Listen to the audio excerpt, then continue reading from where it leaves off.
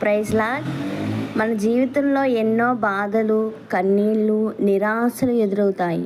కొన్ని సందర్భాల్లో మన సమస్యలు పరిష్కారం కనిపించకపోవచ్చు, కానీ మన కన్నీళ్ళు చూసే దేవుడు మనల్ని ఎన్నడూ విడిచిపెట్టడు. యెషయా 25:8 చదువుకుందాం. మనకు గొప్ప నిరీక్షణను ఇస్తుంది. దేవుడు కన్నీళ్లను తుడిచి వేస్తాడు, మరణాన్ని జయిస్తాడు, తన ప్రజలకు నిత్యమైన ఆదరణను ఇస్తాడు. ఆమేన్.